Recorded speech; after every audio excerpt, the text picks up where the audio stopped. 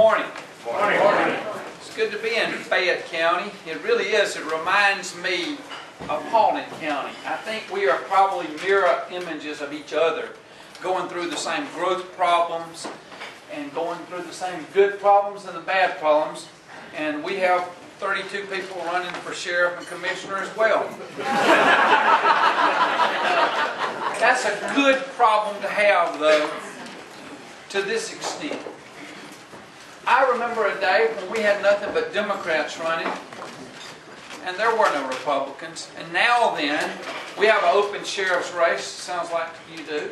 We have open commission seats, just like you do, and people are running. And I just want to say this about people that will sign your name on the qualifying form and raise your hand and say, "I'll throw my hat in the ring." I applaud you.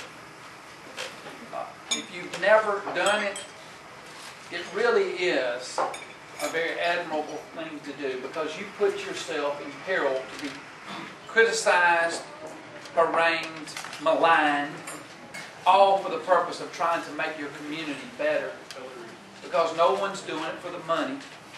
And I know a little bit about being talked about, just a tad. Someone came in and said, "Why didn't I say something since I was so non-controversial?" I was just a tad tongue-in-cheek. But let me tell you something. I don't get up in the mornings and try to start controversy. I really don't want it. But I'll tell you what I do want. I want to get something done. And I didn't get elected to this job to sit and keep on doing the same old thing the same old way. I'm convinced that it's time to change how we think. And it used to be a day and time when Republicans, as their very core principle, said the concept of taxation must be changed. This idea that we pay a tax on anything and everything until you can't pay anymore, Republicans used to say we were going to stop it.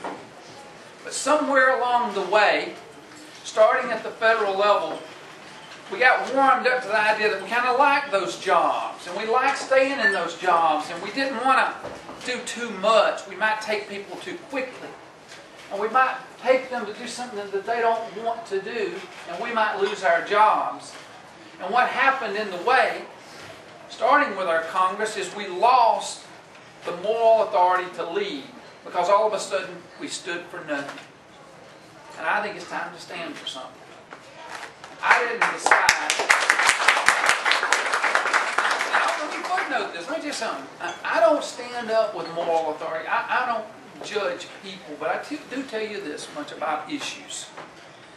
When you're in a position of leadership, the very first requirement of leadership is to lead. And if you're doing the same old thing the same old way and going the same old direction, you're not leading. You're in a pack. And leaders get out in front on issues and take people with them. You don't sit and wait for the people to push you to do something. And that's what I'm trying to do. I didn't have this job 4 years ago, and I won't have it the day after I lose it. And I'll be just the same person I was the day before I got elected. And that's okay. I am resigned to the fact that as long as the people of Paulding County will let me representative, and as long as the people like Matt Ramsey and John Yates will let me speaker, I'm going to try to do things differently. I'm not going to try to end government, and I'm not going to try to stop local governments from existing. And I am going to try and make you think differently about some things. Now, I've jumped way ahead into my speech, but I want to tell you something. I was very proud yesterday of a lot of things. One, I didn't have anybody qualify against me, thank the Lord. Matt Ramsey, you know, he really is a baby. And 2 years behind me. I probably graduated from law school before he was born, but I want to tell you what, we're glad to have him. And he asked me a while ago, he said, well, you know, this whole qualifying, you're probably used to it and it doesn't bother you. He said, I was so nervous this week. And I said, brother, you just don't know how nervous I am. And I wasn't nervous just for me. I was nervous for all what I call my house members. I call them mine. I'm not old enough to be their daddy, and many of them are older than me, but I feel like they're my children. And I take care of them because they're elected and they entrust me the ability to lead them.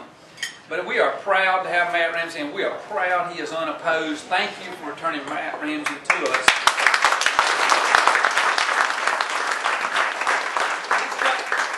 He's learning, but he's going to be a good one. You can just tell. And I'm going to tell you, you have another person that is on the other side of his career, but is still nonetheless a leader who can train a lot of people who represents Fayette County. That's John Yates. I'm going to tell you something. John Yates got into an airplane 60 years ago and flew it to defend this country when there was a real question of whether we kept freedom in this country. I have never known him to say an ill word of another person. He just always is steadfast in the job he does. He may be the epitome of what a state representative should be. He is a class gentleman. He's the dean of the House. He is the oldest gentleman down there, and he brings a wealth of experience. Sometimes young guys like Matt or others come in and say something, and he'll put his arm around and say, "Well, young man, let me tell you." And we need that kind of leadership in the State House. We need Matt Ramsey and John Yates. You cover the both. You've got the youngest member down there, I think the youngest in service, and the oldest gentleman down there. And I hope you'll return John Yates. I'm going to be down here asking you to return John Yates.